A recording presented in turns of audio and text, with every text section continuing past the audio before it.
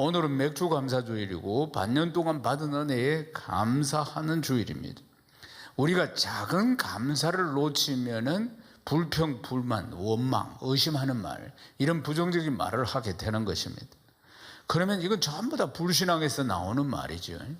이런 말들이 계속 하면은 습관이 되는 것입니다. 언어가 습관이에요. 사람이 말을 딱 들어보면은 자기가 잘 쓰는 말투가 있어요. 자기가 잘 쓰는 언어도 있어요.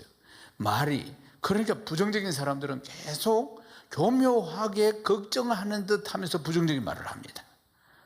그래서 그게 말의 습관이라 그 말이에요. 사랑하는 여러분, 가장 좋은 언어의 습관이 감사입니다. 모든 일의 시작도 감사로 시작하고 마치는 것도 감사로 마치는 신앙이 되어야 할 줄로 믿습니다. 맥주 감사주일이 있는 목적도 바로 그것입니다. 6개월 동안에 하나님이 주신 은혜를 헤아려 보고 그리고 감사의 말과 감사의 마음을 회복하라고 이 절기가 있다는 사실입니다. 우리 인생살이는 만만치 않습니다. 건강도 그렇고 환경도 그렇고 경제도 그렇고 지금은 코로나 때문에 더 어려워진 상황입니다. 그러면 눈앞에 보이는 어려운 상황들이 나를 눌리고 있기 때문에 나를 자꾸 마음을 무겁게 하기 때문에 그것만 보이지 정말 하나님께서 주신 은혜와 감사는 잊혀진다는 사실이에요. 사람은 망각의 동물입니다. 쉽게 은혜 받은 것, 쉽게 감사할 일들은 잊혀지고 어려운 일들, 힘든 일들만 계속 내 생각과 마음을 지배하게 되니까 오늘 6개월 만에 맥주 감사 절기를 지키게 하는 이유는 감사를 회복해야 하는 것입니다. 이 예배의 진정한 목적이 바로 감사를 회복하는 것이에요. 시편 19장 19편 14절 우리 같이 한번 읽어보십시오. 나의 반석이시오 나의 구속자이신 여호와여 내 입의 말과 마음의 묵상이 주님 앞에 연락되기를 원하나이다. 아멘. 내 입의 말과 내 마음이 주님 앞에 연락되기를 원하나이다. 아멘이십니까? 어떤 책에 이 저자가 이렇게 서문을 시작을 하는 것을 보았습니다. 이런 내용입니다. 나는 사무실 직원들의 월급을 지불하지 못할 것을 걱정하고 있습니다. 제 아내의 오른쪽 팔꿈치에 혹이 만져져서 MRI 사진을 찍었는데 그 결과가 어떻게 나올지 걱정이 됩니다. 심지어 저는 최근 미국 대통령의 국정운영이 마음에 들지 않아서 또한 걱정하고 있습니다. 그런데 나와 아내는 이 문제에 대한 완벽한 치료책을 찾아냈습니다. 이 치료제의 효율성은 거의 기적이라고 할 수 있는데 이 치료제는 이미 수많은 사람들에 의해서 치료제의 임상적 효율성이 검증되었습니다. 이 치료제는 식전, 식후 언제든지 가능하고 물과 함께 또는 물 없이도 모두 섭취할 수 있습니다. 가장 좋은 것은 이 약은 처방전이 필요하지 않다는 것이고 무엇보다도 절대 부작용이 없어서 그래서 이 약은 안전하다는 것입니다. 이 치료책을 일컬어서 나는 땡큐 테라피, 곧 감사치료법이라고 부릅니다. 사랑하는 여러분, 감사가 최고의 명약입니다. 아멘이십니까? 감사가 최고의 명약입니다. 제이 데니스라는 목사님이 생활의 역설적 감사에 대해서 이렇게 이야기를 합니다. 생활의 역설적 감사. 만일 당신이 세금을 많이 내야 한다면 감사하세요. 당신에게 안정된 직장과 사업장이 있다는 말이기 때문입니다. 당신의 몸무게가 늘어서 옷이 맞지 않다면 감사하세요. 당신은 먹을 것이 넉넉한 안정된 인생을 살았다는 증거입니다. 세탁할 옷이 집안 한 구석에 쌓여 있거든 감사하세요. 당신에게는 적어도 갈아입을 옷에 여유가 있다는 뜻이니까요. 멀리라도 주차할 공간을 찾았다면 감사하세요. 당신에게 잠시라도 걸어갈 운동의 기회가 주어졌기 때문입니다. 교회 뒷자리에 앉아있는 성도의 찬송의 음정이 음악으로 들려온다면 감사하세요. 당신의 청각이 정상이기 때문입니다. 아침 일찍 울리는 자명종 소리가 고통스럽다면 감사하세요. 당신에게는 일어나 일해야 할 하루가 기다리고 있기 때문입니다. 하루 해가 저물어 온몸이 나른하고 피곤하거든 감사하세요. 당신은 오늘 하루를 생산적으로 사신 것입니다. 이상이에요. 생활의 역설적 감사. 아멘이십니까? 사랑하는 여러분, 감사할 일이 생기면 모두 감사합니다. 그러나 이렇게 믿는 사람은 역설적인 생활 가운데 이런 역설적인 감사를 할 줄 알아야 하는 것입니다. 그러면 일상에 감사할 것이 얼마나 많습니까? 감사야말로 최고의 명약이고, 감사야말로 모든 불평과 걱정, 근심을 긍정으로 승화시키는 정말 특효약입니다. 아멘이십니까? 오늘 우리가 맥주감사절기를 지키는 이유가 무엇이라고요? 감사의 삶을 습관화하기 위한 것입니다. 감사의 삶이 습관이라는 걸 기억해야 합니다. 불평하고 원망하고 염려하고 걱정하고 근심하는 것도 습관입니다. 맥주감사절은 하나님께서 오늘 우리에게 베풀어 주신 그 은혜와 사랑을 기억하고 감사를 훈련하는 절기, 감사를 훈련하는 절기라는 걸 기억해야 합니다. 맥주절은 첫 곡식을 거두고 하나님 앞에 감사드리는 절기입니다. 그래서 맥주절 이름이 초실절 그리고 오순절 똑같은 이름입니다. 그래서 곡물을 수확케 하신 하나님께 감사드리는 절기가 바로 맥주절입니다. 신명기 16장 9절에서 10절을 읽겠습니다. 7주를 셀지니 곡식에 낫을 때는 첫날부터 7주를 세워 네 하나님 여호와 앞에 77절을 지키되 네 하나님 여호와께서 내게 복을 주신 대로 내 힘을 헤아려 자원하는 예물을 드리고. 아멘. 이스라엘 백성들이 40년 광야 생활을 해서 가나안 땅에 정착해서 그들이 처음으로 이 땅에다가 씨앗을 뿌려서 농사를 짓습니다. 40년 동안은 이 광야를 가면서 하나님이 다 입혀주시고 먹여주시고 이제 가나안 땅에 들어가서 그 땅에서 농사를 지어서 처음 열매를 거두어서 하나님 앞에 드리면서 맥주절을 지키게 된 것이에요. 그러니까 오랜 광야 생활 가운데 430년 애굽의 종살이 가운데 하나님이 함께 해주셔서 이래 젖과 꿀이는 가나안 땅에 와서 이렇게 먹을 것을 하나님 풍성히 주신 것에 감사하는 절기입니다. 하나님의 은혜에 감사하는 절기예요.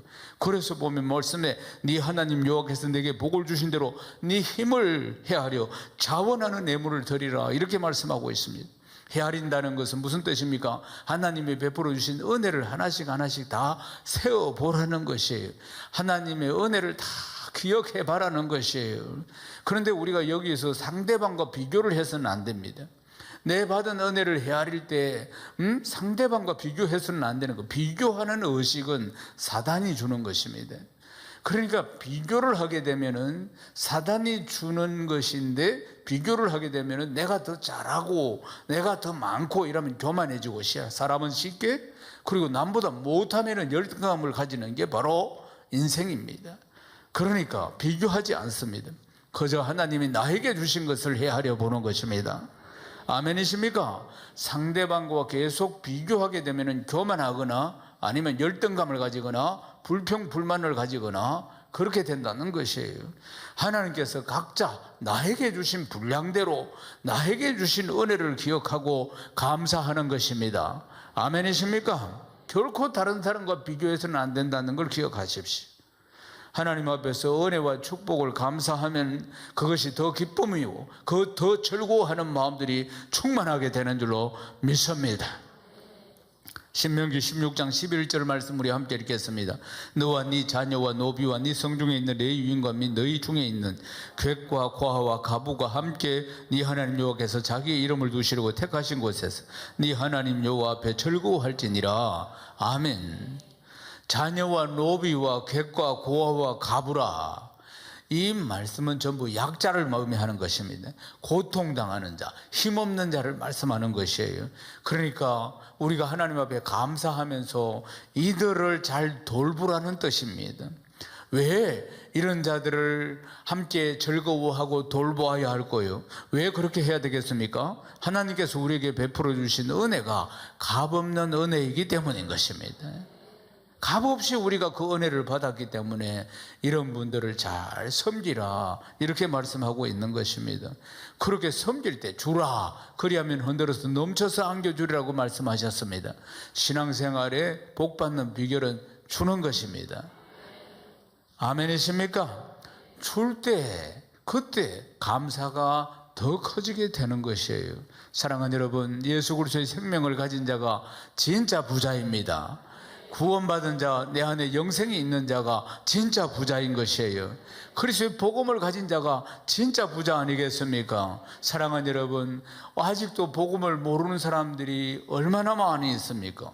그 사람들이 진짜 가난한 사람입니다. 영적으로. 그들에게 우리가 이 귀한 복음을 나누어 줘야 할 줄로 믿습니다. 주라 그리하면 흔들어서 넘쳐서 안겨주리라고 안 했습니까? 복음을 나누어 줘야 합니다. 때로는 물질도 나누어 주고요, 사랑도 나누어 줘야 할 줄로 믿습니다. 사랑하는 여러분, 우리가 어떻게 예수를 믿었는지를 잘 기억하셔야 됩니다. 내가 마땅히 그 죄로 말미암아 죽어야 할 인생인데도 불구하고 하나님께서 나를 구원해 주신 거 아닙니까? 그래서 오늘 이 복된 예배에 지금 있습니다. 이 예배 아무나 드릴 수 있는 게 아닙니다. 이 예배 아무나 올 수 있는 거 아닙니다. 사랑하는 여러분, 감사하시기를 축복합니다. 그리고 이 은혜를 나누어 줘야 한다는 걸 기억하십시오. 그것이 맥주 감사절의 의미라는 것입니다. 신명기 16장 12절 말씀 함께 읽겠습니다. 너는 애굽에서 종되었던 것을 기억하고 이 규례를 지켜 행할지니라. 아멘. 사랑하는 여러분, 우리가 어떻게 하나님께 받은 은혜를 감사로 표현할 수 있을까 하는 것입니다. 신명기 16장 16절에서 17절을 함께 읽겠습니다. 너희 가운데 모든 남자는 1년에 3번 곧 무교절과 칠칠절과 초막절에 네 하나님 여호와께서 택하신 곳에서 여호와를 배웁되 빈손으로 여호와를 배웁지 말고 각 사람이 네 하나님 여호와께서 주신 복을 따라 그 힘대로 드릴지니라. 아멘. 항상 예배를 드릴 때는, 하나님 앞에 나올 때는 빈손으로 나와서는 안 됩니다. 하나님을 배울 때는 항상 빈손으로 나오지 말고 그 힘대로 하나님 앞에 감사하라고 말씀하고 있습니다. 그러니까 그 힘대로라는 것은 할 수 있는 힘을 다해서라는 뜻입니다. 하나님께서 온 우주를 창조하셨는데 뭐가 부족해서 우리 보고 그렇게 이렇게 하라고 말씀하시겠습니까? 그것은 하나님 앞에 감사하라는 것입니다. 아멘이십니까? 하나님은 많은 것을 많다 하지 않으시고 적은 것은 적다고 말씀하지 않습니다. 믿음의 분량만큼, 하나님을 사랑하는 마음의 분량만큼 드리는 것입니다. 억지로 할 필요 없습니다. 자원하는 마음으로 기쁘게 내 정성을 담아서 하나님 앞에 드릴 수 있어야 합니다. 아멘이십니까? 고린도후서 9장 7절 말씀 읽겠습니다. 각각 그 마음에 정한 대로 할 것이 인색함으로나 억지로 하지 말지니 하나님은 즐겨내는 자를 사랑하시느니라. 즐겁게 하나님 앞에 드리고 하나님 앞에서 행복을 누리는 귀하고 복된 삶이 되시기를 주님의 이름으로 축원합니다. 지혜의 보고인 탈무드에 나오는 이야기입니다. 이 세상에서 가장 똑똑하고 현명한 사람은 누구인가? 모든 사람에게 늘 배우려는 자세를 가진 사람이다. 이 세상에서 가장 강한 사람은 누구인가?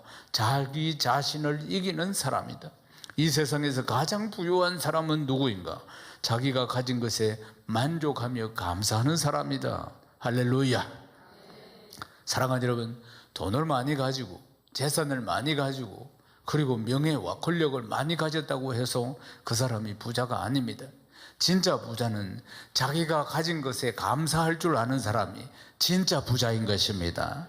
사랑하는 여러분, 진짜 부자 되시기를 주님의 이름으로 축원합니다. 방장수 야곱이라는 책이 있습니다.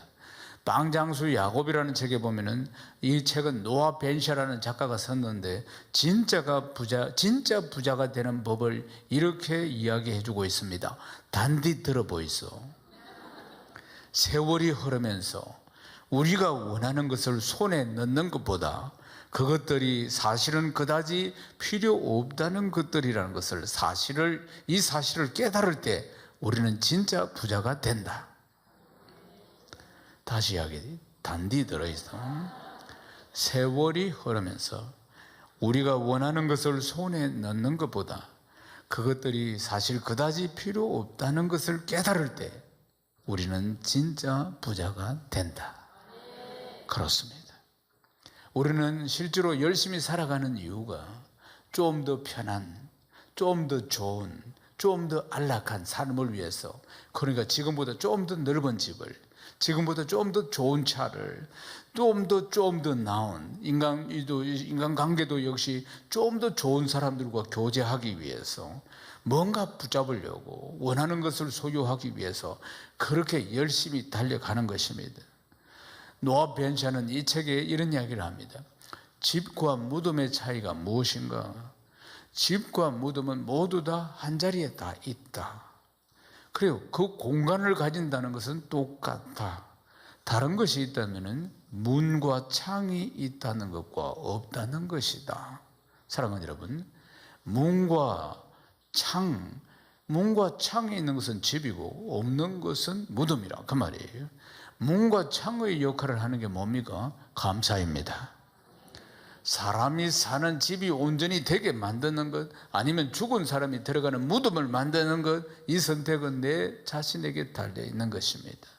작은 감사가 내 삶을 궁전으로 만들기도 하고 무덤으로 만들기도 한다는 사실입니다. 감사가 습관입니다. 가장 신앙의 기초가 감사인 것입니다. 사랑하는 여러분, 감사의 작은 한마디, 이 따뜻한 감사의 한마디가 내 마음도 행복하게 따뜻하게 만들고 상대방도 따뜻하게 감사하도록 행복하게 만들어주는 것 아니겠습니까? 골로새서 2장 6절에서 7절을 함께 읽겠습니다. 그러면 너희가 그리스도 예수를 주로 받았으니 그 안에서 행하되 그 안에서 뿌리를 박으며 세움을 받아 교훈을 받은 대로 믿음에 굳게 서서 감사함을 넘치게 하라. 감사함을 넘치게 하라. 사랑하는 여러분, 예수 믿은 우리가, 우리 안에 성령이 계시는 우리가, 영생을 받은 우리가 진짜 부자입니다. 아멘이십니까? 복음을 누리고 복음을 나누는 삶이 충만한 삶, 이 삶이 복된 삶인 것입니다. 믿음에 굳게 서서, 이 말씀이 바로 믿음에 굳게 서서 감사가 넘치는 삶을 살아가기를 주님의 이름으로 축원합니다. 어떤 여성이 결혼 반지를 잃어버렸습니다. 어떻게 벗어놓고 이렇게 빼놓았는데 그걸 깜빡하고 잃어버렸어요. 그러니까 그게 너무 아쉬운 거지. 결혼 반지인데. 그래서 그 생각이 자기를 사로잡습니다. 그리고 계속 이야기합니다. 계속 막 그걸 잃어버린 안타까운 마음을 막 이야기하다가 나중에는 이게 불평으로 바뀌게 됩니다. 나중에는 분노를 하게 됩니다. 그리고 이게 습관이 됩니다. 불평, 분노, 이게 습관이 되는 거예요. 반지 한 개를 잃어버렸는데 행복과 자존심과 생활까지 다 잃은 것처럼 계속 그 이야기를 합니다. 끊임없이 원망을 쏟아놓습니다. 심지어는 그것을 함께 안타까워하지 않는 남편이 아주 속상하고 원망스럽습니다. 이제 원망이 남편에게까지 돌아가게 됩니다. 그래서 어느 날 남편이 작심을 하고 이야기를 합니다. 당신이 잃어버린 건 반지야. 당신 손가락을 잃어버리지 않았어. 그러니까 다시 반지는 사서 또 이렇게 이 손가락에 끼우면 되는 것이에요. 그렇지만 손가락을 잃어버리지 않은 것에 감사해야 돼. 그렇게 남편이 조언을 했다는 것입니다. 사랑하는 여러분, 삶에 감사가 입에서 줄줄줄 달고 살아갈 수 있도록 습관화하시기를 축복합니다. 사랑하는 여러분, 감사라는 나무에 열리는 열매는 행복이요, 축복이요, 위로요, 기쁨인 것입니다. 하나님께서 베푸신 이 은혜를 잊지 않게 하고자 이 절기가 있다고 말씀을 드렸습니다. 작은 것에도 감사하는 것을 잊지 마십시오. 매사에 감사하는 말로 충만하시기를 주님의 이름으로 축원합니다. 사랑하는 여러분, 건물은 무엇보다도 기초가 중요하지요. 기초가 든든해야지 풍파가 와도 지진이 와도 태풍이 불어도 집이 무너지지 않을 것입니다. 우리의 신앙의 기초가 뭡니까? 우리의 믿음의 기초가 뭡니까? 감사인 것입니다. 어떤 상황에서도 불평불만하지 않는 감사로 내 집을 지어 올려야 하는 것입니다. 미국에 있는 이 뉴욕에 있는 엠파이어 스테이트 빌딩, 100층이 넘는 이 빌딩과 이태리 토스카 지방에 있는 피사의 사탑, 다 유명한 건축물입니다. 그런데 이들은 참으로 서로가 대조가 됩니다. 이 두 건물을 보면은 한쪽은 완전히 이쪽으로 넘어지고 있어요. 피사의 건물. 근데 이 엠파이어 스테이트 건물은 이 높은 빌딩을 올렸는데도 큰 바위 위에 기초공사를 해서 올렸습니다. 아무리 세찬 바람이 오고 지진이 온다 할지라도 끄떡없습니다. 반면에 이탈리아에 있는 피사의 사탑은 3층 올렸을 때 집안이 이미 붕괴되고 있었습니다. 그런데도 이것을 보완하지 않았습니다. 그대로 집을 올렸습니다. 800년 동안 계속 넘어지고 있습니다. 언젠가는 완전히 넘어질 겁니다. 그러니까 연간 1mm씩 계속 기울어지고 있다는 사실입니다. 사랑하는 여러분, 신앙의 기초가 너무너무 중요합니다. 신앙생활 하다가 넘어지는 사람들은 기초가 약하기 때문에 그런 것이에요. 감사로 신앙을 다지도록 습관화하고 체질화해야 하는 것입니다. 감사하지 못할 이유가 하나도 없습니다. 왜 못하는가? 습관화되지 않았기 때문에 그런 것입니다. 역설적으로 보는 눈이 없기 때문에 또한 그렇다는 사실이에요. 사랑하는 여러분, 모든 것을 감사라는 렌즈로 볼 수 있는 눈이 없기 때문에 팩트, 사실이 중요한 게 아닙니다. 감사함으로 볼 수 있는 눈이 중요한 것입니다. 감사함으로 보고 감사함으로 말할 수 있는 게 훈련되지 않았기 때문에, 그래서 세상 사람이 다 하고 있는 부정적인 말, 부정적인 생각을 하고 있다는 것입니다.